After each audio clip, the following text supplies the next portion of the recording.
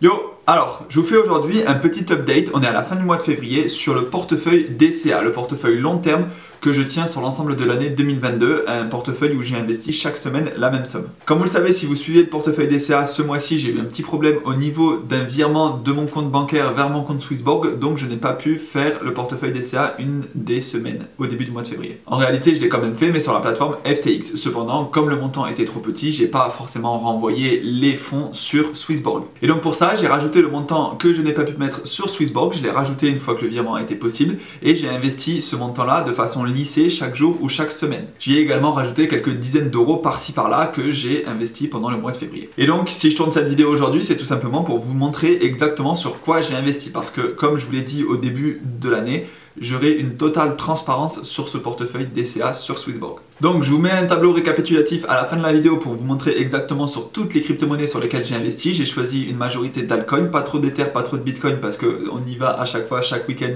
sur ces deux crypto-monnaies, tout simplement sur les grosses capitalisations à chaque fois sur le portefeuille DCA. Et là du coup j'ai choisi des cryptos plus petites. Bon, pour le coup le premier c'est pas le cas parce que j'ai commencé par mettre 10 euros d'Ether le 1er février 2022. Ensuite, comme vous le voyez, je me suis placé sur The Graph lorsqu'il était à 0,4 euros et j'y ai mis seulement 5 euros, mais ça m'a fait 12 GRT. Je me suis également placé sur Polkadot lorsqu'il était à 18,8 euros et également j'y ai mis un tout petit montant, ce qui me fait 0,2 dot. Je me suis aussi placé sur le projet Chainlink lorsqu'il était aux alentours de 15 euros. J'ai réapprovisionné mon portefeuille en BNB avec 0,01 BNB puisque le BNB était à 363 euros. Ensuite, vous commencez à connaître mes cryptos préférés du métaverse, Mana et Sandbox. Donc sur Decentraland, sur Mana, j'ai mis 5 euros lorsqu'il était à 2,93 euros. Et quelques jours plus tard, je me suis remis un petit peu sur le projet Sandbox lorsqu'il était à 3,57 euros et ce qui me fait 1,3 cent en plus dans mon portefeuille. Évidemment, ce sont des cryptos qui s'accumulent petit à petit dans mon portefeuille et je ne compte pas revendre de sitôt. Comme vous le voyez ici, encore un petit peu de Mana lorsqu'il était à 2,53 euros. Encore une fois de plus, un petit peu de DOT. Et après, j'ai quand même décidé de pas trop m'éparpiller sur ce projet pour que vous puissiez suivre. Donc j'ai encore remis un peu d'Ether, un peu de Sand, un peu de Mana.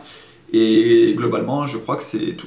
Alors, j'ai aussi rajouté hier un petit peu de Curve DAO lorsqu'il était à 2,14 euros. On va voir vers où ça tend, si ça tend vers le haut ou vers le bas. Encore un petit peu de XRP, comme vous pouvez le voir. Apparemment, on aurait des good news en ce qui concerne le procès entre le projet XRP, le projet Ripple et la SEC, la Security and Exchange Commission.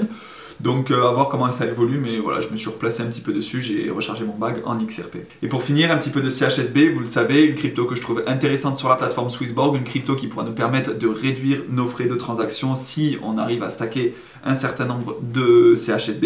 Et enfin du BNB, parce que également c'est selon moi une crypto intéressante pour le futur, et de plus sur Swissborg, le yield sur le BNB est plutôt intéressant. Voilà, je vous mets tout de suite le tableau récapitulatif où vous voyez chaque projet, la date à laquelle j'ai investi, le prix du token lorsque j'ai investi dessus et donc la quantité que ça m'a fait tout simplement de cette crypto. Je vous laisse mettre pause sur la vidéo si ça vous intéresse. Ok, c'est fini pour aujourd'hui. Cette opération, je pense que je vais la refaire dans les mois prochains. Même si chaque investissement chaque semaine est possible, je vais quand même rajouter un investissement supplémentaire sur des toutes petites sommes que je vais faire de temps en temps lorsque cela me paraît intéressant. Si vous avez des questions, n'hésitez pas à les poser dans les commentaires. Je me ferai un plaisir d'y répondre si c'est dans la mesure de mes compétences. Et d'ici là, je vous dis à la prochaine. Prenez soin de vos investissements. On se retrouve la semaine prochaine pour le portefeuille DCA. Et ciao. Ça fait des sous grâce à la blockchain. Smart contract, Ether et Solana. Shenzhen, je suis toujours derrière l'équipe comme Onana.